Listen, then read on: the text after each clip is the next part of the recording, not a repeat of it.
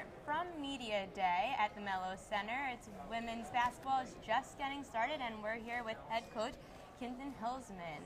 So, Quinton, nice to see you. Thanks for joining us today. Great.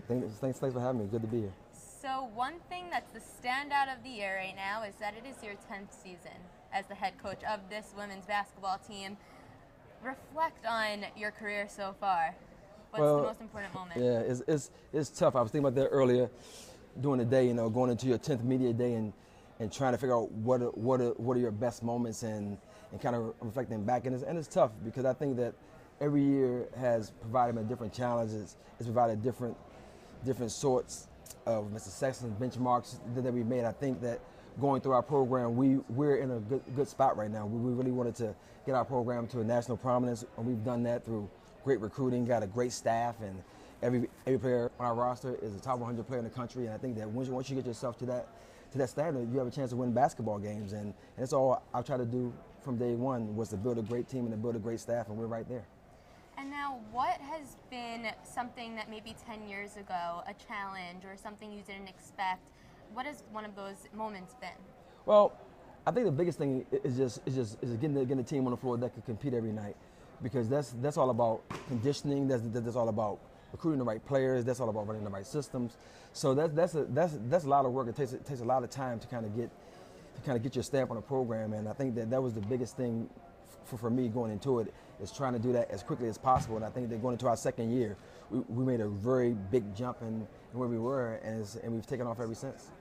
So now, heading into this 10th season, you have a lot of players returning. What does that experience bring to the team? Well, I think that when you look at what we have returning, we have a ton of offense. We have the pretty much arguably the best senior class that we've ever had here at Syracuse University, according to their accolades and their winning percentages and things of that nature. They've been remarkable. I think we have great leadership. We have very good players returning, so it makes for an exciting year. Coming off the best season in the program's history, what challenges does that bring, and what good things come out of that? I think getting used to winning, that's the biggest thing. I think that winning becomes a habit and becomes an attitude. And I think that our players now step onto the floor every game, and they expect to win the game. And I think that's when you know you're kind of getting to where you need to be, and you turn the corners, when your players start to believe in themselves and your players start to understand that every game that we play, if they come out and give maximum effort, they have a chance to win. So one of the players that has really helped the team, led the team in scoring last year, is Alexis Peterson. What have you seen her been working on more, and what can she bring now to the team as an upperclassman? I think it's just some consistency. I think that she needs to string those games together and continue to play well and be solid every game. She's a tremendous talent. We're never going to question that. We know that. Now the next step is your mental toughness and your will to make your teammates better. And she did that last year. She had a very good year. She did everything we needed her to do for us to win basketball games. And I think moving forward, we'd like to see her to continue and do that and progress and do much of the same as she did last year, and make sure that every game that she plays with maximum effort. So she led the team in scoring last year, but someone who led the team in three-point shooting was Brianna Butler. Mm-hmm. And one of the problems that the team had last year was closing out games. So how can you use her skills from the arc to help the team later in games? Well, I think it's about a couple of things. I think that when you get to late game situations, it's about, do you have the talent, do you have the scheme, and are you tough enough? And I know that we have the talent. I know that we have the scheme. But down the stretch, you got to make tough plays. And the games where we made tough plays, we won. The games where we didn't make tough plays, we dropped those games. And it just comes down to sustaining a level of toughness and commitment to being physically fit, to being committed to our program, to being committed to our system. And our players do that, and we're definitely focusing on that. We're focusing on pretty much putting our players in the positions to make plays. And they're going to do it this year. I have no doubt about it. They've been working tremendously hard on everything we do. They're very focused, and they're very committed.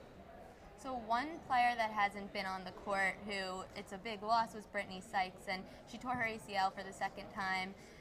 How is she recovering right now, and do you see her coming back to the team anytime soon?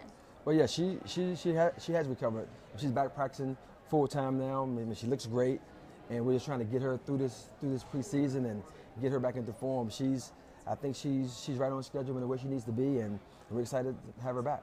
Can we expect her to start on opening day on November 13th? Well, I think one of the things that we preach with our team is we have a starting 7. You know, you can't have a starting 5 and winning college basketball. You have to have 7 players that we be able to step in and play right away. But I fully expect Brittany to step right back into the role where she left in, and we're very excited to have her back. I mean, I think it's going to be a great day just when we hit that first buzzer and she walks on the court and she's ready to play. So we're very excited for her.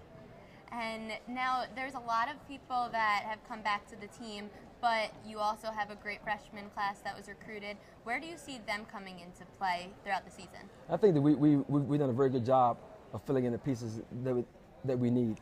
We have very good shooters coming in as freshmen. We have some players that can really step up and face the basket as post players. I think that their versatility and their dimensions to their game is going to really fit into what we do. And so far, they've been doing a tremendous job. The jump from high school into college is all about the speed of the game, and they've adjusted pretty well. So we're excited for them, and they're all here and ready to roll. So we're looking forward to them stepping onto the court and contributing right away. Last question. Of course, you have to throw the bow tie question in. Is that coming into play at all this season? I don't know. I got a lot of stuff going on. I got a lot of bow ties, I got a lot of neckties. It's one of those things where you kind of get into this little flow and you start doing it. So we'll see. I'm sure I'm going to wear a little bit of everything coming into this season. So we got to wait and see. Yeah, because I can't see anything right now. So I got to get my vision right first. So yeah, I'm excited about the season. Thank you. Well, thank you, Coach Q. We're excited also for the season to start. November 13th is the season opener for the women's basketball team in Syracuse. Reporting from the Mello Center, Ariel Epstein, Citrus TV.